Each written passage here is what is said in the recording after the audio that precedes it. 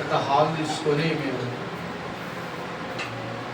అందరం కూడా అందులో కలుసుకున్నాము. వచ్చిన ప్రతి సేవకునికి ఫుడ్ బెడ్ 2 ఇచ్చి వారు మాకు మంచి టీచింగ్ నేర్పించి వెళ్ళారు. అయితే అది ఓన్లీ సేవకులకే కాబట్టి నేను తీసుకోలేకపోయాను. ఇక లాస్ట్లో నాకు అనిపించింది ఏంటంటే మిమ్మల్ని కూడా తీసుకెళ్ళి బాగుండేమో అనిపించింది. ఎందుకంటే అంత ఆత్మ సంబంధమైనటువంటి అర్థాలతో కూడిన మాటలు వాళ్ళు మాట్లాడారు. ఆయనకి 85 సంవత్సరాలు వయసు. మన స్టేటస్లో పెట్టాను ఏ విధంగా వాళ్ళు భార్య భర్తలు ఎగురుతూ ఉన్నారో పాటకి చూసుంటారు. నేను పెట్టిన స్టేటస్ అంత అద్భుతమైన అన్యోన్యం కలిగినటువంటి సావాసం వాళ్ళు చేశారు. మరి అంతేకాదు వాళ్ళు 61 సంవత్సరం కలిసి జీవించారట భార్య భర్తలు. 61 సంవత్సరం. ఈ 61 సంవత్సరంలో ఏ రోజు భార్య ముఖం చూడకుండా భర్త లేడంట, భర్త ముఖం చూడకుండా భార్య లేదంట. హల్లెలూయా, హల్లెలూయా. వాళ్ళు ఇంకెక్కడికన్నా వెళ్ళినా కూడా వీడియో కాల్ చేసి చూసుకుంటారంట. వాళ్ళు సిగ్గు లేకుండా చెప్పుకునేది ఏం తెలుసా? నువ్వు నాకు అద్భుతమైనటువంటి భార్య అని చెప్తున్నాను. అందరి ముందు చెప్పాడు ఆయన. ఎప్పుడైతే చెప్పగానే ఇట్లా కూర్చొని నువ్వు నాకు అద్భుతమైన భార్య అని చెప్పగానే ఆమె పైకి లేచి మీరు నాకు అద్భుతమైన భర్త గారండి అని చెప్తాను. నేనైతే సిగ్గుపడ్డాను. ఎందుకు తెలుసా? మనం అలాగ లేకపోయామే అని. ఎంత అద్భుతమైన మాటలు కూర్చోవాలి. దేవునికి స్తోత్రం, హల్లెలూయా. మంచిది. సరే, ఇప్పుడు నేను వాక్యంలోకి సరాసరి వాక్యంలోకి వెళ్దాం. అది చెప్పుకుంటే చాలా టైం అయింది. తొందరగా ముగించుకునే దానికి ప్రయత్నం చేద్దాం. ఈరోజు దేవుని వాక్యంలో నుంచి కొన్ని మాటలు మనం ధ్యానం చేద్దాం పరిశుద్ధాత్మని యొక్క సహాయముతో. కాబట్టి మీరందరూ బైబిల్ గ్రంథం ఉన్నటువంటి వాళ్ళందరూ కూడా బైబిల్ తీసుకొని లూకా సువార్త 24వ అధ్యాయంలోకి మీరు వెళ్ళగలిగితే అక్కడ దేవుడు మనకు చెప్పినట్టు కొన్ని సందర్భాలు ఉన్నాయి. అయితే ఈ వారంలో అవి మొత్తం 6 విషయాలు ఉన్నాయి. అమ్మ నల్ల కాదు ట్యాంక్ లేదు,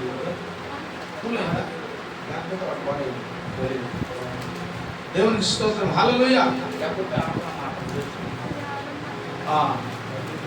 ఇంకా మనం వెళ్దాం. అక్కడ కొన్ని అద్భుతమైన 6 సంభవాసాలు మీతో చెప్పాలనుకున్నాను. 6 సంభవాసాలు ఈరోజు చెప్పలేను, టైం అయిపోతుంది. కాబట్టి ఒక 3 సందర్భాలు మాత్రమే మీకు చెప్పి ప్రభునామాన్ని మహిమపరచాలని నేను ఆశపడుతున్నాను. కాబట్టి ప్రతి మాటను శ్రద్ధగా విని దాన్ని గ్రహించి ముందుకు నడవాలని ప్రభుపేట మీకు తెలియపరుస్తున్నాను. ప్లీజ్ ప్లీజ్ ప్లీజ్ ప్లీజ్ మీరు అర్థం చేసుకోవాలి. వాక్యమే మనకి ఆధారం, వాక్యం తప్ప మరి ఏ ఆధారం మనకి లేదు అన్న విషయాన్ని మనం గుర్తుపెట్టుకోవాల్సిన అవసరం ఎంతైనా ఉంది. లూకా సువార్త 24వ అధ్యాయము 50 నుండి 52 వచనాల్లో దేవుడు ఒక మాటను తెలియపరుస్తున్నాడు. అక్కడ చూద్దాం. ఆయన బేతనీయ వరకు వారిని తీసుకొని పోయి చేతులెత్తి వారిని ఆశీర్వదించెను. వారిని ఆశీర్వదించుచుండగా ఆయన వారిలో నుండి ప్రత్యేకించబడి పరలోకమునకు ఆరోహణమై వెళ్ళిపోయెను. దేవునికి మహిమ కలుగును గాక. హల్లెలూయా, హల్లెలూయా. చూడండి, ఈయన వారిని ఆశీర్వదించే దాని కొరకు ఏ ప్రాంతానికి వెళ్ళాడయ్యా అని బైబిల్ చెప్తుందంటే బేతానీ వరకు వెళ్ళాడట. ఏమైనా హల్లెలూయా. ఎక్కడికి వెళ్ళాడు ఈయన? బేతానీ వరకు వెళ్ళి అక్కడ వారిని ఆశీర్వదించడానికి వెళ్ళినట్టుగా బైబిల్ గ్రంథం మనకి తెలియపరుస్తూ ఉన్నది. అక్కడికి పోయి ఏం చేశాడు ఆయన అంటే వారిని ఆశీర్వదించాడు అని తెలియపరుస్తుంది ఇక్కడ. ఏమైనా హల్లెలూయా. ఏమని చెప్పి తెలియబడుతుంది? ఆశీర్వదించాడు అని తెలియపరుస్తూ ఉన్నది. అయితే నేను ఒక విషయాన్ని మీకు చెప్పాలనుకుంటున్నా. ఒకసారి నాకు వయసు కూడా చాలా చిన్నదో, నేను పుట్టాను కూడా పుట్టలేదు తెలియదు. 2 సంవత్సరాల కింద అమెరికాలో ఒక భయంకరమైన వ్యాధి వచ్చింది. ఒక భయంకరమైన వ్యాధి వచ్చి అనేక మంది పిల్లల్ని ప్రాణ నష్టాన్ని కలుగు చేస్తుంది. అంటే 2020వ సంవత్సరంలో కరోనా మన ప్రపంచానికి వచ్చినట్లుగా ఆ రోజుల్లో కూడా ఆ వ్యాధి వారిని సంభవించింది. కరోనా వచ్చినప్పుడు కరోనాకి మెడిసిన్ లేదు, వచ్చినట్టు వాడు వచ్చినట్టుగా చనిపోతున్నారు అని చెప్పేసి ప్రజలు అప్రమత్తముగా ఉండండి అని పోలీసు శాఖ వారు అనేకమైన సందర్భాల్లో మనల్ని హెచ్చరించడం, రోడ్ల మీదకి రాకుండా ఉండటం ఎంతో కట్టుదిట్టాలు చేసినట్టుగా మనం చూస్తూ ఉన్నాం. అయితే అదే మూమెంట్లో మనకి కరోనాకి సంబంధించినటువంటి యాక్షన్ అనేది, ఇండిషన్ అనేది ఒకటి తయారు చేసి ఇక ప్రాబ్లం లేదు, మనుషుడు భయపడాల్సిన అవసరం లేదని ఒక వార్తను తీసుకొని వచ్చినప్పుడు జనాల్లోకి కొంత ధైర్యము రాగలిగింది. ఇది వచ్చే మూమెంట్లకి ఇంకా కొంతమంది ఈ భూమిని విడిచిపెట్టి వెళ్ళిపోయినట్టు వాళ్ళు చాలామంది ఉన్నారు. అయితే ఆ రోజుల్లో అమెరికా ప్రాంతంలో కూడా ఒక భయంకరమైన వ్యాధి వచ్చి పిల్లలను కూడా ఏం చేస్తుంది, ప్రాణాలు తోడేస్తుంది. ఆ భయంకరమైన వ్యాధి క్యాన్సర్. ఆ భయంకరమైన వ్యాధి క్యాన్సర్. ఈ క్యాన్సర్ పిల్లల మొత్తాన్ని 20 సంవత్సరాల లోపున్న పిల్లవాళ్ళని అనేక మందిని భూమి చీల్చి అందులో పాతి పెట్టడం జరిగింది. అదే మూమెంట్లో అక్కడ కూడా జాన్ వెన్సన్ అనబడినటువంటి ఒక ప్రవక్తి లేదా ఒక డాక్టర్ అనుకోండి, లేకపోతే ఒక ప్రొఫెసర్ అనుకోండి, ఇలాంటి వ్యక్తి ఈ యొక్క క్యాన్సర్కి అక్కడ మెడిసిన్ తయారు చేసి అనేక మంది రాష్ట్రాలకి, దేశాలకి అతడు ఒక మెసేజ్ పంపించాడు.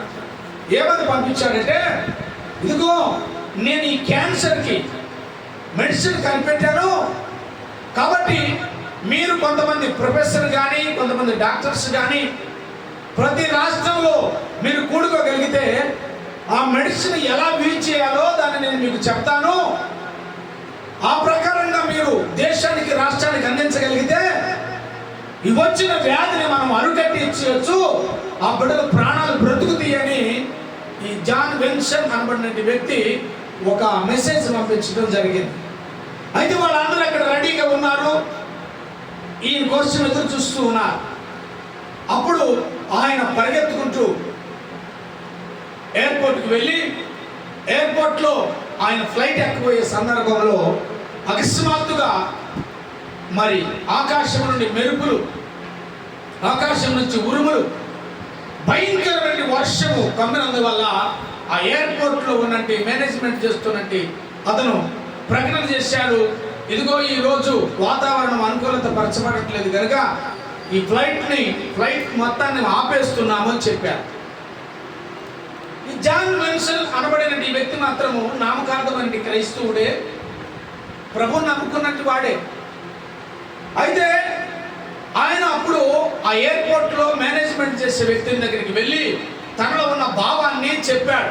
అయ్యా, ఇదిగో ఈ భయంకరమైన వ్యాధితో అనేక మంది పిల్లలు మరణిస్తున్నారు.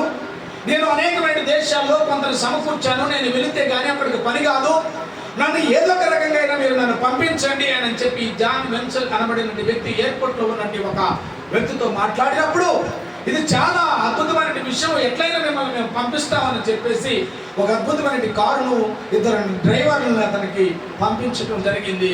ఆయన మొదలుపెట్టి వెళ్తూ ఉన్నాడు. దేవుని బిడ్డలారా, వెళ్తూ ఉన్నప్పుడు అడవిలో గుండా, రోడ్లో గుండా వెళ్తూ ఉన్నప్పుడు ఒక తీర ఒక 1 కిలోమీటర్ కంటే దగ్గరలో, ఒక 200 మీటర్లు దూరంలో ఉన్న ఒక విల్లు ఉన్నంత వరకు అంత దగ్గరికి కారు వెళ్ళిన తర్వాత అదే రోడ్లో ఒక భయంకరమైన పెద్ద చెట్టు ఆ రోడ్డుకు అడ్డం పడిపోయిందట. ఆయన ఆ ఊరు దాటితే కానీ వేరే ప్రాంతానికి వెళ్ళలేడు. ఆడిపోయాలు కూడా పెద్ద చెట్టు అడ్డం పడింది, కారును అవతలకి తీసుకొని పోవడానికి వీలు కాలేదు. వర్షం మాత్రం పడతానే ఉంది. ఏం చేయాలా అర్థం కాకుండా ఉన్నాడు. అయితే వాడు పడిన చోట నుంచి ఒక 200 మీటర్ల దూరంలో ఒక ఇల్లు కనపడుతుంది. ఆ ఇంటి చిన్న లైట్ కనపడుతుంది. డ్రైవర్ చెప్పాడు, అయ్యా మీరు ఇక్కడే ఉండండి, ఆ ఇంట్లో ఏదైనా వసతి ఉంటుందేమో కనుక్కుందాము, ఇల్లు వస్తానని చెప్పి పోయి తలుచుకుంటా వెళ్ళాలికి ఎవరో ఉన్నట్టుగా ఉన్నారు, మనుషులు ఉన్నట్టుగానే కనపడ్డారు. కానీ పిలిస్తే వాళ్ళు పలకలేదు. ఎవరో ఒక తల్లి అందులో కూర్చొని ప్రార్థన చేసుకుంటూ ఉన్నట్టుగా వారు గ్రహించారు. అయ్యా ఎవరో మనుషులు మాత్రం ఉన్నారు, కానీ మీరు వెళ్ళండి అయ్యా అని చెప్పేసి ఆయన్ని అక్కడికి పంపించారు. అక్కడికి పంపిస్తే ఈయన కూడా డోర్ దగ్గరికి పోయి ఉన్నప్పుడు ఆ లోపల కూర్చొని ఆ తల్లి ఏడుస్తూ ప్రార్థన చేయటం ఈయన చెవులారా వింటూ నిలబడ్డాడు. ప్రార్థన చేసేటప్పుడు డిస్టర్బెన్స్ చేయకూడదు అని ఆ ప్రార్థన అయిపోయిందాక ఆ జాన్ వెన్సన్ అనబడేటువంటి వ్యక్తి డోర్ దగ్గర నిలబడి ఉన్నాడు. సరిగ్గా వచ్చేపు ప్రార్థన చేసింది. ఆ ఇంటి నీడన ఆ యొక్క డోర్ ముందు నిలబడి ఉన్నాడు. ప్రార్థన చేసి ముగించుకొని రాబోతున్న సమయంలో ఆయన డోర్ తట్టినప్పుడు ఎవరో అని చెప్పి డోర్ తీస్తే ఈ జాన్ వెన్సన్ అనబడిన వ్యక్తి లోపలికి దైవజనుడు వచ్చాడు. ఎవరయ్యా మీరు అంటే, అమ్మా నేను పలానా ప్రాంతం నుంచి వస్తున్నాను, పలానా ప్రాంతానికి వెళ్ళాలనుకుంటున్నాను, దోవలో ఇలాగ చెట్టు పడిపోయింది కాబట్టి అక్కడ మాకు ఎక్కడ ఉండే దానికి షెల్టర్ లేదు, మీరు కనపడ్డారు, ఇక్కడికి వచ్చాము మేము, మీరు ఏడుస్తూ ప్రార్థన చేస్తూ ఉన్నారు, నేను డోర్ దగ్గర ఉండి విన్నాను, మిమ్మల్ని డిస్టర్బ్ చేయటం నాకు ఇష్టం లేకుండా, మీరు ఎవరికో బాగలేనట్టుగా ఉంది, చాలా ఏడుస్తున్నట్టుగా ఉంది, కారణం ఏమిటమ్మా అని చెప్పేసి సోఫాలో కూర్చోబెట్టినట్టు ఆయన మాట్లాడుతున్నప్పుడు ఏం చెప్తుంది, అయ్యా గత 2-3 సంవత్సరాల నుంచి నాకు కలిగినట్టు ఒకే ఒక కుమారుడు క్యాన్సర్ వ్యాధితో బాధపడుతూ మరణానికి దగ్గర అయ్యుండి ఎముకలతో వాడు కనపడుతున్నాడు. ఎవరో పెద్ద డాక్టర్ అంట, శాస్త్రవేత్త అట, ప్రవక్త అట, మెడిసిన్ కనిపెట్టాడని తెలిసిందయ్యా, అక్కడికి వెళదామంటే చేతులు ఛార్జీలు లేవయ్యా, లేదా ఆయన ఇక్కడికి పిలిపించుకుందామంటే మా స్తోమత లేదయ్యా, నేను ఏం చేయాలో అర్థం కాని పరిస్థితిలో మోకరించి నా తండ్రి అయిన యేసుకి ప్రార్థన చేస్తున్నానయ్యా అని కన్నీళ్లు విడుస్తూ చెప్పినప్పుడు ఆ జాన్ వెన్సన్ అనబడిన వాడు ఆయన సోఫాలో కూర్చొని ఆశ్చర్యకరంగా వెనక్కి జరిగే గొప్ప కూలిపోయి కన్నీళ్లు విడటం మొదలుపెట్టాడట. ఆ మాట విని గగ్గురు పడినట్టు ఆయన ఏడుస్తూ ఉన్న సందర్భంలో తల్లి అడిగిందట, ఏమిటికయ్యా నువ్వు ఏడుస్తున్నావు, మీకు ఎవరికైనా ప్రాబ్లం ఉందా అని. లేదమ్మా ప్రాబ్లం కాదు, నువ్వు ఆరాధిస్తున్న దేవుడు గొప్పవాడన్న సంగతి నేను గుర్తుపట్టాను. నువ్వు ఆరాధిస్తున్న దేవుడు గొప్పవాడన్న సంగతి నేను గుర్తించాను. నేను కూడా క్రైస్తవుడే కానీ నామకార్థమైన వాడినమ్మా. నువ్వు ప్రార్థన చేస్తున్నావు కాబట్టి నేను వెళ్ళవలసినటువంటి ఫ్లైట్ ఉరుములతో, వర్షముతో, మెరుపులతో విమానంలో ఉన్న ఎయిర్పోర్ట్లో ఉన్నట్టు విమానాల మొత్తాన్ని ఆపేశాడమ్మా. నువ్వు ఆరాధిస్తున్న దేవుడు తీరాని ఇంటి ముందు నుంచి పోతూ ఉంటే ఒక పెద్ద చెట్టు అడ్డు వేసేసి నన్ను ఆపాడమ్మా. నువ్వు అడుగుతున్నా, మాట్లాడుతున్నా ఆ దేవుడు నన్ను నీ దగ్గరికి పంపించడానికి ఈ కార్యక్రమం చేశాడమ్మా అని చెప్పాడట. హల్లెలూయా, హల్లెలూయా, హల్లెలూయా. బేతానీ దగ్గరికి వెళ్ళి వీళ్ళని ఆశీర్వదించి పంపిస్తున్నాడట దేవుడు. యేసుక్రీస్తు ప్రభువారు పుట్టింది ఎక్కడ? బెత్లెహేములో. యేసుక్రీస్తు వారు పెరిగింది ఎక్కడ చెప్పాలి? యేసుక్రీస్తు పెరిగింది నజరేతులో. యేసుక్రీస్తు సువార్త చెప్పింది ఎక్కడ? గలిలయ ప్రాంతాలు. యేసుక్రీస్తు ప్రభువారికి సిలువ వేసింది ఎక్కడ? యెరూషలేములో. ఏమైనా హల్లెలూయా. యేసుక్రీస్తు ప్రభువారు యెరూషలేములో సిలువ వేయబడిన తర్వాత, సిలువకు అప్పజెప్పబడిన తర్వాత, ఆయన సమాధి పెట్టెలకు వెళ్ళిన తర్వాత, 3వ దినమున లేచిన తర్వాత, ఆయన మహిమ శరీరమును ధరించుకున్న తర్వాత యేసుక్రీస్తు ప్రభువారు శిష్యులతోనూ అనేక మందితో కలిసి బేతాన్యకు ప్రయాణం అయిపోతున్నాడట. ఏమైనా హల్లెలూయా. ఈయన బేతాన్యకి వెళ్తున్నాడట. బేతాన్యకి ఈయన ఎందుకు వెళ్ళాలి? ఈయన ఆయన ఆశీర్వదించాలి అనుకుంటే యెరూషలేములో ఆశీర్వదించవచ్చు. ఈయన పరలోకానికి వెళ్ళాలంటే యెరూషలేము నుండే ఆయన వెళ్ళొచ్చు. కానీ ఈయన బేతానీ దాకా వచ్చి బేతానీలో వాళ్ళని ఆశీర్వదించి పరముకు చేర్చబడ్డాడట. ఏమైనా హల్లెలూయా. అంటే ఈయన బేతానీ దగ్గరికి వచ్చిందంటే బేతానీ దగ్గర ఏదో ఉంది విశేషం. హల్లెలూయా. బేతానీలో ఏదో విశేషం ఉంది. ఈయన బేతానీ దగ్గరికి ఎందుకు వచ్చాడు, బేతానీ దగ్గరికే వచ్చి ఎందుకు ఆశీర్వదించాడు అనేది మనం ఆలోచించాల్సిన పాయింట్. ఆయన వెళ్ళాలి అంటే యెరూషలేములోని వాళ్ళందరికీ చెప్పి వెళ్ళొచ్చు, కానీ ఆయన మహిమ దేహాన్ని ధరించుకొని తన శిష్యులతో మాట్లాడుతూ బేతానీ దగ్గరికి వెళ్ళి వాళ్ళందరిని మనస్ఫూర్తిగా ఆశీర్వదించి వెళ్ళినట్లుగా మనం చూస్తూ ఉన్నాం. నా ప్రశ్న ఏమిటంటే, ఈయన బేతానీ దగ్గరికి వచ్చి ఎందుకు ఆశీర్వదించాలి? ఈయన యెరూషలేములోనే ఆశీర్వదించవచ్చు కదా. ఈయన యెరూషలేము నుంచి బయటకు వచ్చేసిన తర్వాత యెరూషలేములో నుండి ఆయన దీవించవచ్చు కదా. కానీ బేతానీ దగ్గరికి వచ్చిండు అని అంటే బేతానీ దగ్గర ఆయనకి ఇష్టమైంది ఏదో కనబడుతూ ఉంది. ఏమైనా హల్లెలూయా. ఆ ఇష్టమైన 3 విషయాలు మీకు చెప్తాను. 6 విషయాలు ఉన్నాయి, 3 విషయాలు మీకు చెప్తాను. ఆ ఇష్టమైనటి ఆయన బేతానీకి రావడానికి గల కారణం, బేతానీకే ఆయన ఎందుకు రావాలి, బేతానీలో ఎవరున్నారు, ఎందుకు ఆయన అక్కడికి రావాలి, అక్కడికే వచ్చి ఎందుకు ఆశీర్వదించాలి అని అంటే ఒక మాట మనం చదువుకుందాం. మార్కు సువార్త 11వ అధ్యాయం 11వ వచనం చూసిన తర్వాత వెళ్దాం. మార్కు 11:11. మార్కు 11:11. Okay okay. చుట్టూ సమస్తమును చూచి సాయంకాలం అయినందున 12 మందితో కూడా చూడండి ఎక్కడికి వెళ్ళాడు, బేతనీకి వెళ్ళిపోయాడు. మరి ఆడే ఉండొచ్చు కదా, బేతనీలోకి వెళ్ళిపోయాడు ఆయన. అంటే ఇప్పుడు నేను చెప్పేది ఏంటంటే, బేతనీలో ఏదో సంబంధం ఉంది కదా. మీరు వినాలమ్మా, వినాలి, శ్రద్ధగా వినాలి దయచేసి ప్లీజ్. బేతనీలో ఏదో ఉంది.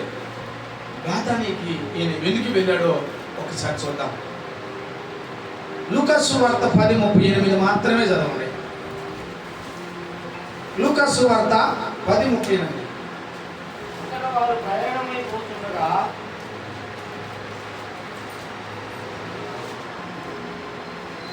10:38 చదువు.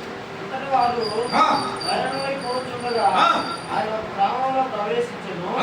మార్తాను అనే స్త్రీ ఆయనను తన ఇంట చేర్చుకొనెను. ఆమేన్. చాలు. హల్లెలూయా హల్లెలూయా. ఈయన బేతానీకి ఎందుకు వెళ్ళాడంట అంటే, యేసు ప్రభువును చేర్చుకునే వాళ్ళు ఉన్నారు. హల్లెలూయా. ఆమేన్. హల్లెలూయా. ఈయన బేతానీకి ఎందుకు వెళ్ళాడయ్యా అంటే, యేసును చేర్చుకునే కుటుంబం ఉన్నది అక్కడ. ఈయన బేతానీకి ఎందుకు వెళ్ళాడంటే, యేసుని ఆహ్వానించుకునే వారు ఉన్నారు. ఈయన బేతానీకి ఎందుకు వెళ్ళాడంటే, యేసు కొరకు ఎదురు చూసే వాళ్ళు ఉన్నారు. యేసు కావాలని కోరుకునేవారు ఉన్నారు. యేసే దేవుని ఒప్పుకునేవారు ఉన్నారు. యేసు నా ఇంట్లో ఉంటే నాకు దీవెన అనుకునే వాళ్ళు ఉన్నారు. ఏం చేసింది ఆ తల్లి? యేసుని ఇంటిలోకి చేర్చుకునేను. హల్లెలూయా హల్లెలూయా. చేర్చుకుంటున్నామా ఈరోజు మనం? ఏమండి, చేర్చుకుంటున్నావా? యేసును చేర్చుకుంటున్నావా? చేర్చుకుంటున్నా. ఎంతమంది చెప్పగలరు నా గుండెల మీద చేతులు వేసుకొని ప్రభుకు నిజంగా నేను చేర్చుకుంటున్నాను అనగలిగింది? ప్రభువును చేర్చుకున్నట్టు వాళ్ళు అబద్ధం ఆడరు. ప్రభువును చేర్చుకున్నట్టు వాళ్ళు మోసం చేయరు. ప్రభువును చేర్చుకున్నట్టు వాళ్ళు వాళ్ళ ఇష్టానుసారంగా నడవరు. ప్రభువు చేర్చుకున్నట్టు వారు ఆయనకి ఇచ్చినట్టు బ్రతకడానికి ఇష్టపడతారు. ఇప్పుడు చెబుదామా? గుండెల మీద చేసుకుని ఏమైనా హల్లెలూయా. యేసును చేర్చుకున్నదట. యేసును చేర్చుకోవడం ఇష్టపడతారు. హల్లెలూయా. ఇప్పుడు ఉదాహరణకి మన ఇంటికి బంధువులు ఎప్పుడు రానట్టు వాళ్ళు, 4 సంవత్సరాలకు 5 సంవత్సరాలకు వచ్చినట్టు వాళ్ళు, ఒక చిన్న గది ఉన్న రూమ్లో నువ్వు ఉంటున్నప్పుడు, ఒక చిన్న గది ఉన్నబడిన రూమ్లో నువ్వు ఉంటున్నప్పుడు ఒక 5-6 మంది చుట్టాలు బంధువులు నీకు వచ్చారు. వాళ్ళు నీకు రక్త సంబంధులు, వాళ్ళు ఉన్నారు. వీళ్ళు 4-5 సంవత్సరాలకు ఒకసారి వస్తారనుకున్నాం. 20 సంవత్సరాలకు వచ్చే ఒక వ్యక్తి, ప్రాముఖ్యమైన వ్యక్తి, నీకు సంబంధించిన వ్యక్తి ఆ ఇంట్లోకి వచ్చాడు అనుకోండి.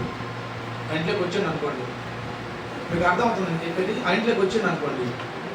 వస్తే ఆ ప్రాముఖ్యమైన వ్యక్తి ఆ గదిలో ఎమడగలిగి కూర్చోగలిగి మీతో పాటు కలిసి ఉండగలడా?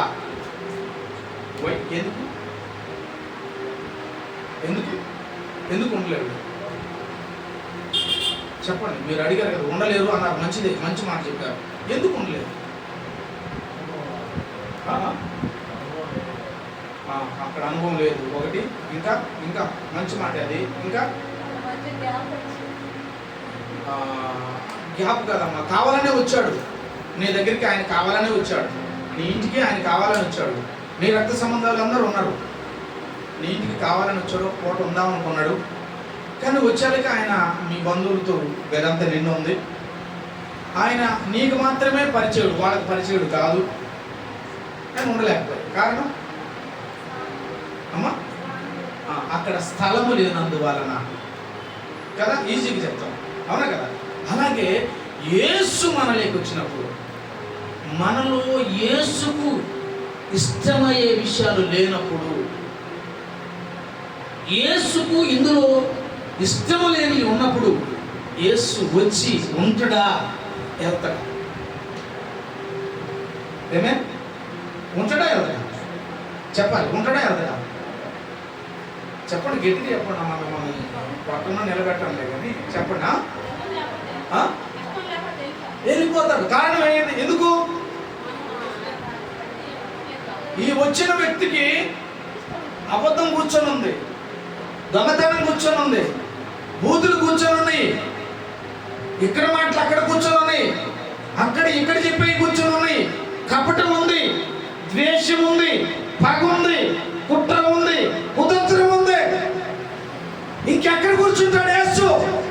అయితే బేతానీలో యేసును చేర్చుకునే అద్భుతమైన కుటుంబం ఆయనకి కనబడింది కాబట్టి యేసు బేతానీ దగ్గర దాకా వచ్చాడు.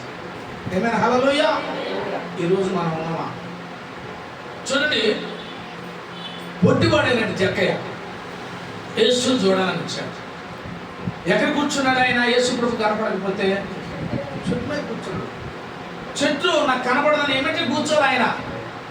అప్పుడు దిగినటువంటి కాంపౌండర్లు ఎక్కాడు ఆయన, రాళ్ళు ఎక్కాడు ఆయన, ఇంకేమో ఎక్కాడు. కానీ ఎక్కడికి పోయినా యేసును చూసే ఆ విధానం ఆయనకి కుదరట్లేదు. ఇంకెవడైనా చెప్పొచ్చు, వీడు ట్యాక్స్ కలెక్టర్ కదా, వీళ్ళందరూ గోళ్ళు ఎక్కుతున్నారు అని ఎగతాళి కూడా చేసి ఉండొచ్చు, అవును కదా? ఇప్పుడు నేను డ్రెస్ వేసుకున్నాను, విషయం చెప్తాను. డ్రెస్ వేసుకున్నాను, నేను బయటికి వెళ్ళి ఒంటికాలతో నేను అట్ట ఇట్ట చేస్తున్నాను అనుకోండి, సపోజ్గా రోడ్డు మీద ఏమంటారు? చెప్పండి ఏమంటారు? గంటలో ఎన్నిగా, అవును కదా? ఆ ట్యాక్స్ కలెక్టర్ 100 రూపాయలు ఉంటే ఇంకొక 0 పెట్టి 1000 రూపాయలు ఇదిగో అని చెప్పేవాడు. వాడు అక్కడ ఎక్కితే అన్నాడు, ఇదంతా బాగాలేదు అనుకున్నాడు. ఏం చేశాడు? మేడు చెట్టు ఎక్కి అక్కడ ఉండి తొంగి చెప్తున్నాడు. ఎవరిని? శిశువులందరూ ఈయన ఉంటే వీళ్ళలో ఎవరు? ఈయన యేసు. వాడికి అర్థం కాదు ఆయనకి. అప్పుడు అర్థం కాకుండా ఉంటే యేసు ప్రభు వారి పైకి చూసి జక్కయ్య కిందికి రాన్నాడు. ఆడు కంగారు తిన్నాడు. ఏడున్న సంగతి నాకు ఆయనకేం తెలుసు, నా పేరు ఆయనకేం తెలుసు. మన పేరు, మన ఊరు, మన పుట్టువ మొత్తము ఆయన చేతిలో. అప్పుడు త్వరగా దిగి వచ్చి ఏం చేశాడంటే యేసు ఇంట్లోకి తీసుకొని వెళ్ళాడు. చెప్పడం పెడదాం గట్టిగా. ఆడ ఇంకొక పని జరిగింది తెలుసా మీకు? యేసు ఇంట్లోకి పోయిన తర్వాత ఏం జరిగింది చెప్పండి అమ్మా. బ్రతుకు మార్చుకున్నాడంట. ఒకటి ఒకటే ఒకదానికి నీకు సైజు. ఇంకా బ్రతుకు మార్చుకున్నాడు, మంచిదే. ఇంకా చెప్పాలి. జాషువా, సురేష్ చెప్పండి, మీకు తెలిసిన విషయం ఏదని చెప్పండి. రాజు చెప్పండి. రైట్. ఆయన దగ్గర ఉన్నదంతా ప్రజలకు పంపించాడు. 2. ఇంకా ఇంకా యేసు వచ్చినందుకు పెద్ద బిందు కూడా చేశాడు. హల్లెలూయా. ఆయన దగ్గర ఉన్నది ఏం చేశాడంటే, అయ్యా 100 రూపాయలు తీసుకున్నాడు కానీ 1000 రూపాయలు తీసుకున్నాను, 2 వాళ్ళకి ఇచ్చేస్తానయ్యా, నా దగ్గర దీనికి ఆఫీస్లోనే లోపల ఉన్నట్టు అపవిత్రత మొత్తాన్ని బయటికి దొరికేశాడు. ఏమైనా హల్లెలూయా. ఆయనలో ఏముంది అప్పుడు దాకా ఏముంది? యేసుని ఎప్పుడు చేర్చుకున్నాడో ఆయనలో ఉన్నది మొత్తాన్ని బయటికి తీసి పారేశాడు. అప్పుడు యేసు ప్రభు వారు అన్నాడు, ఈయన కూడా అబ్రహాము కుమారుడే. పట్టణ చాపలు గట్టిగా హల్లెలూయా. ఈయన కూడా అబ్రహాము. బేతానీలో ఏమున్నదా అంటే యేసును చేర్చుకున్న కుటుంబం ఉన్నదట. చేర్చుకున్నామా లేదయ్యా, ఆయన ఒక పక్క ఉంటాడు, ఇంకొక పక్క నేను ఉంటాను. ఏమైనా హల్లెలూయా. ఇలా ఉన్నందువల్ల మన కుటుంబాలలో ఆశీర్వాదం అనేది కొదువైపోతుంది. ఆయన బేతానీ దాకా వచ్చి వాళ్ళని ఆశీర్వదించడానికి కారణం ఏంటంటే యేసును చేర్చుకునే కుటుంబం ఉన్నది. ఆడికే ఆయన ఎందుకు వచ్చాడు చూడండి. మనం కూడా చూడండి, మాటకి ఇష్టమైనటువంటి వాళ్ళ కాడికి వెళ్ళడానికి ఎక్కువ ప్రేమ చూపిస్తుంటాం. మాటకి ఇష్టమైనటువంటి వాళ్ళకే ఎక్కువగా పని చెప్పడానికి ఇష్టపడతాం. మాటకి ఇష్టమైనటువంటి వాళ్ళ విషయంలోనే మాట్లాడడానికి ఇష్టపడతాం. కారణం ఏంటి? ఇష్టం కాబట్టి. అవునా కదా? అంటే యేసు అక్కడ కనబడింది ఏమిటంటే ఆయన్ని చేర్చుకునే కుటుంబం ఉన్నది. చేర్చుకోవడం అంటే దాని అర్థం ఏంటంటే యేసు ప్రకారంగా నడిచే కుటుంబం అక్కడ ఉన్నది. హల్లెలూయా. బేతానీయులు ఎవరున్నారు చెప్పండి. బేతానీయులు ఎవరున్నారు? యేసును చేర్చుకొని ఆ ప్రకారంగా నడిచే కుటుంబం అక్కడ బేతానీలో. హల్లెలూయా. మరి యేసును మనం చేర్చుకున్నాం, యేసును మనం మన ఇంట్లోకి పిలుచుకొని ఉన్నామా, లేకపోతే మన మాట చేత ఆయన దూరం పెడతామా, మన యొక్క పద్ధతి ద్వారా ఆయన దూరం పెడతామా, మన ఆలోచన ద్వారా ఆయన దూరం పెడతామా, యేసు మనలో ఉంటున్నాడా లేదా, యేసును మనం చేర్చుకున్నావా లేదా అనేది మిమ్మల్ని మీరు ప్రశ్న వేసుకోవాల్సిన అవసరం. అందుకే నా ప్రశ్న, నేను వేసిన ప్రశ్న, యేసు బేతానీ దాకా ఎందుకు వచ్చాడని అంటే యేసును చేర్చుకున్న కుటుంబం అక్కడ. మరి 2 సంవత్సరాల నుంచి యేసును మనం చేర్చుకుంటున్నాం, యేసు ప్రకారంగా జీవిస్తున్నాం. 2 సంవత్సరాలు మనం దేవునితో నడుస్తున్నాం. యేసును మనకున్నటి అవివేకంతో, మనకున్నటి స్వార్థంతో, మనకున్నటి వెచ్చలబడేటి విధానంతో దేవుని దూరపరుచుకుంటున్నాం. నెక్స్ట్ మిమ్మల్ని మీరు ప్రశ్న వేసుకోవడానికి ప్రయత్నం చేయండి. ఎందుకంటే మనం ఏమనుకుంటుంటే మనం ఏది మాట్లాడినా మనం కరెక్ట్ అనుకుంటాం. నేను మాట్లాడింది కరెక్టే, నువ్వే తప్పు మాట్లాడావు అంటాం మనం. నో, యేసు ప్రకారంగా మనం కరెక్ట్ కాదు, ఇది చూడాలి. ఎప్పుడైతే దీన్ని మనం ప్రశ్నించుకోగలుగుతామో యేసు నీ ఇంట్లో నిలిచి ఉండదు కాక. చెప్పబడిన గట్టిగా హల్లెలూయా, గ్లోరీ, హల్లెలూయా. 19వ లూకా సువార్త 6వ వచనం కూడా ఒకసారి చదవండి, నేను ముగిస్తాను ఈ మాట. లూకా 19:6. లూకా 19:6.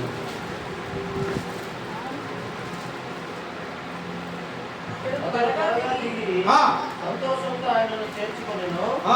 అందరూ వారిని చూచి ఈయన పాపైన మనిషిని యొక్క బస చేయగలనని చాలా చదువుకునేది. అయ్యా, లూకా సువార్త 19వ అధ్యాయము 6వ వచనం. అదేనా? మళ్ళీ చదువు. అతను త్వరగా దిగి సంతోషంతో ఆయన చేర్చుకునేను. అందరూ అది చూచి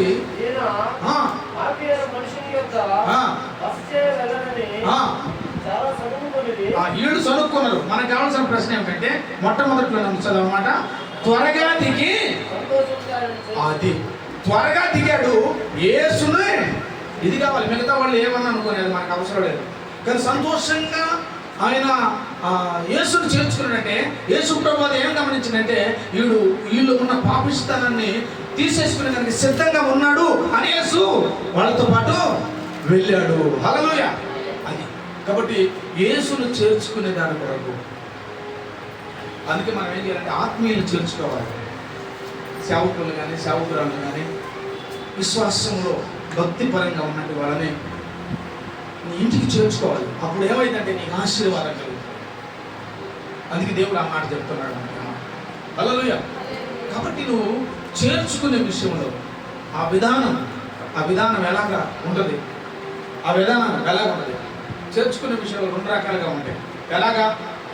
ఆప్యాయతగా మేము నేర్చుకున్న సందర్భాల్లో ఆప్యాయతగా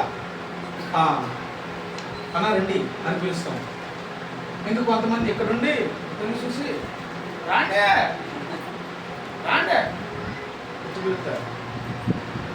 అదే మనిషికి నువ్వు ఎదురుపోయి అన్నా అనుకో, ఎంత అద్భుతం. హల్లెలూయా. అది ఆశీర్వాదం. దేవుడు జక్కయ్య చుట్టూ నుంచి దిగి దేవుని తీసుకుని వెళ్ళాడు. కాబట్టి వాళ్ళందరూ కొనుక్కున్న యేసు ప్రభు ఏమన్నాడంటే ఇతడు కూడా అబ్రహాము. ఎవరు ఎంతమంది అన్నా ఏమన్నానని నిన్ను యేసు ప్రభు ఏమనాలి? నువ్వు అబ్రహాము కుమార్తెవే, అబ్రహాము కుమారుడివే అనాలి. ఏమైనా? హల్లెలూయా. అంటే నువ్వు రిసీవ్ చేసుకునే విధానం బట్టి దేవుడు అంత అద్భుతాన్ని నీకు ఇవ్వగలడు. షేకండి చెప్పండి, నువ్వు అబ్రహాము కుమార్తెవే, లేకపోతే నువ్వు అబ్రహాము కుమారుడివే. ఏమైనా? హల్లెలూయా. అబ్రహాము కుమారుడిని కుమార్తెలు. కాబట్టి బేతానీలో ఎవరున్నారయ్యా అంటే యేసుని చేర్చుకునే కుటుంబం ఉన్నది. చేర్చుకున్నాం మనము. ఏమైనా? హల్లెలూయా. 2వ పాయింట్ అక్కడే లూకా సువార్త 10వ అధ్యాయము 39వ వచనం మాత్రమే చదువుతుంది. 39 38 చదివావు కదా, 39 చదువు.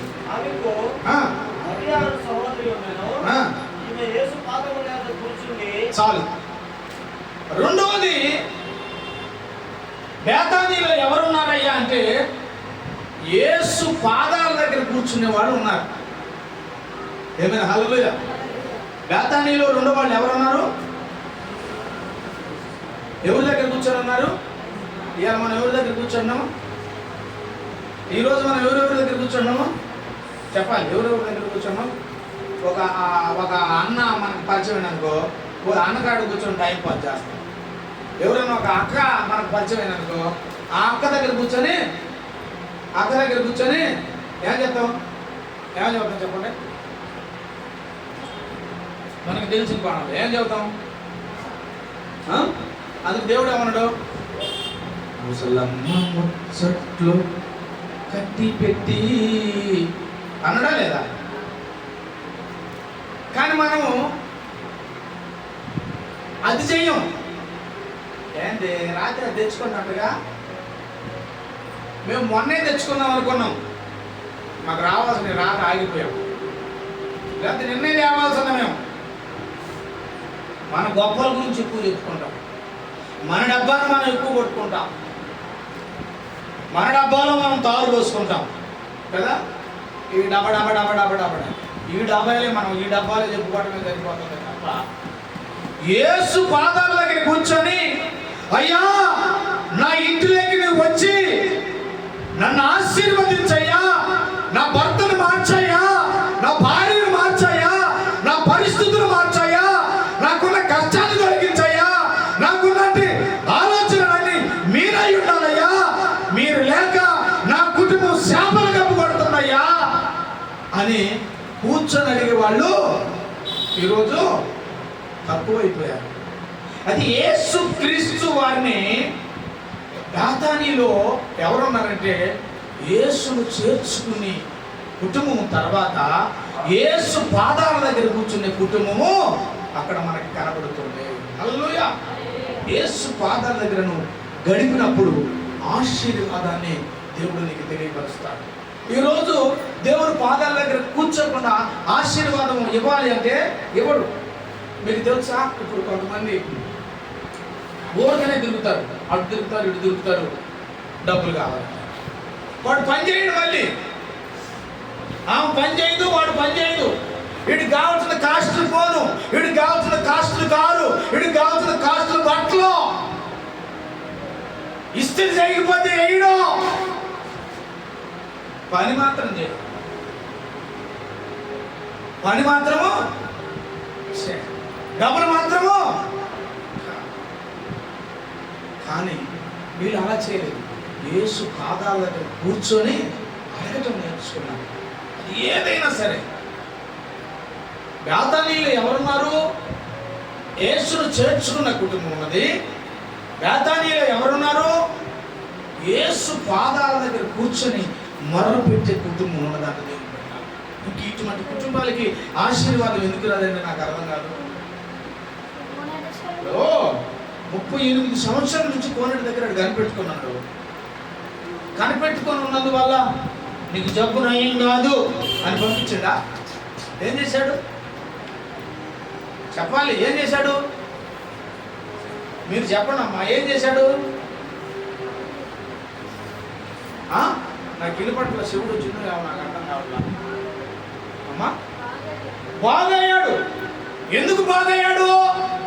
38 సంవత్సరాల దగ్గర నుంచి కోనేటి దగ్గర కూర్చొని ఎదురు చూస్తున్నాడు ఆయన కోసం. కానీ ఆయన రావడం క్షణంలో మార్పు అయిపోయింది. ఏమైనా హల్లెలూయా. మరి ఈరోజు ప్రభు పాదాల దగ్గర గడుపుతున్నావా? ప్రభు పాదాల కాడ గడిపేవాళ్ళు, ప్రభు పాదాల కాడ ఉండేవాళ్ళు హృదయంలో మనసులో ఎటువంటి ఆపేక్ష అంటే వ్యసనమైన సందర్భాలు కానీ, వ్యతిరేకమైన విషయాలు కానీ, వ్యతిరేకంగా మాట్లాడే కావచ్చు, చెప్పే కావచ్చు, లేకపోతే వ్యసనం పెట్టుకునే కావచ్చు, వాళ్ళ హృదయాలలో వాళ్ళు ఉంచుకోరు. కారణం ఏంటంటే ఇందులో ఎవరు ఉండాలని కోరుకుంటున్నారు? వాళ్ళు యేసు ఉండాలని కోరుకుంటున్నారు. అందుకే బేతానియా అంటే అంత మొక్కు ప్రభువుకి. ఎందుకంటే ఆయన మనస్ఫూర్తిగా చేర్చుకునే వాళ్ళు. అందుకే ఒకసారి మీకు ఒక ఉదాహరణ చెప్తున్నాను. ఒక వ్యక్తి మీ ఇంటికి భోజనానికి వచ్చినప్పుడు మీరు ఆ వ్యక్తిని, అన్నయ్య ఏం తింటారు అన్నయ్య, పప్పు చేయమంటారా, చట్నీ చేయమంటారా, వంకాయ కర్రీ చేయమంటారా, మీకు వచ్చిన కూరలన్నీ చేయమంటారు, అడుగుతారు. ఆ వ్యక్తి ఎందుకు అడుగుతారు? మీరు నా దృష్టిలో నేను అనుకుంటాను ఎందుకు అడుగుతారంటే, మీకు ఇష్టమైనది చేసి పెట్టి ఒక మొక్కు ఎక్కువగా తింటారా అనే తృప్తి కోసము మనం అడుగుతాం. అదేనా మనం అడిగేది? అంతేనా కాదా? అట్లా కాకుండా అన్న మా ఇంట్లో పొడిగారు కారపొడి మాత్రమే ఉంది, తింటారా పోతారా అన్నది అనుకోండి, ఎట్లుంటుంది చెప్పండి? ఎట్లుంటుంది? మా ఇంట్లో కారపొడి ఉంది, తింటారా పోతారా అంటే ఎట్లుంటుంది? చాలా విన్నాం, ఎవరికి వచ్చినవే అని మనసు లోపల తొలుస్తూ. కానీ అట్లా చేయరట, అట్లా ఉండరండి. అందుకే ఆ మాట మళ్ళీ ఒక్కసారి ఆ మాట చదువుయా.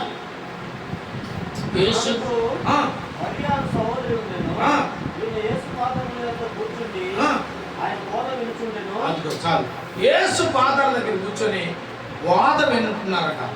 ఏమింటున్నారంట వాళ్ళు? యేసు ప్రభు పాదాల దగ్గర కూర్చొని దేవుని మాటలు వింటున్నారట. అయితే దేవుని మాటలు వినే వాళ్ళలో, దేవుని మాటలు వినే వీళ్ళ జీవితంలో వాళ్ళ నడక మారిపోద్ది. వాళ్ళ దృష్టి ఏమండి? యేసుని చేర్చుకున్నట్టు వాళ్ళు ఎలాగ మాట్లాడతారు? యేసును మనస్ఫూర్తిగా చేర్చుకున్నట్టు వాళ్ళు మాటికి గొడవకు మాత్రా, మాటికి తిడతారా, మాటికి ఏదన్నా ఏం కాదు అని చెప్పేసి తీసుకొస్తారా? ఎట్లుంటాడు ఈ మనిషి? నిదానంగా ఆలోచిస్తాడు, మాట్లాడతాడు. అవునా కదా? క్రైస్తవుడికి ఏమైనప్పుడు మనిషి యొక్క మనస్తత్వం ఏమైతే, మనం తగ్గించుకొని మాట్లాడాలి, విధేయత చూపిస్తా మాట్లాడాలి అనే మనస్తత్వాన్ని దేవుడు ఆ వ్యక్తికి కలుగు చేస్తాడు. కారణం ఏమిటంటే యేసు పాదాల దగ్గర ఏమో కూర్చొని కూర్చొని వింటున్నట్టు విషయం ఏమిటంటే ఆయన చెప్తున్న ప్రతి మాటకి లోబడుతూ ఉంటారు. ఇంకెందుకు ఎగురుతారు?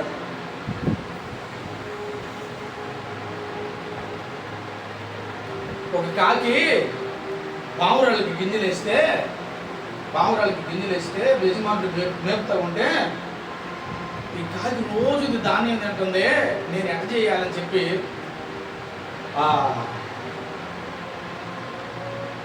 జాషువా దగ్గరికి వెళ్ళి కాకి పావురాయలాగా నన్ను మారుగానని చెప్పేసి కలరేపించుకొని ఒకరోజు ఒక గుంపులో తిరిగిపోయింది, పావురాళ్ళ గుంపులో. అవి తింటామన్నాయి, అటు ఇటు తిరుగుతున్నాయి, తింటామన్నాయి, ఇటు తిరుగుతాను. కానీ పావురాయేమో దాని అడుగులు ఎట్ట ఎలా అడుగులు బాగా నడిచిపోతుంది. కానీ ఇది అటు చేయట్లేదు, ఇది ఎగురటం మొదలుపెట్టింది, నాన్న ఎగురుతుంది. అప్పుడు అవన్నీ గమనించి ఇది మన జాతికి సంబంధించింది కాదే, మరి ఇది మొత్తం మన రూపంగా ఉందని ఇవన్నీ చూస్తున్నాయి. అట్టపడుచుకొని ఆ లోపల ఉన్న ఇంకా బయటికి దాని అవతారం కనపడగానే ఇంక నన్ను బతకరించినట్లు ఇక్కడ తుర్రును వెళ్ళిపోయింది. ఎన్నాళ్ళు యాసి వేసుకొని ఉంటాం,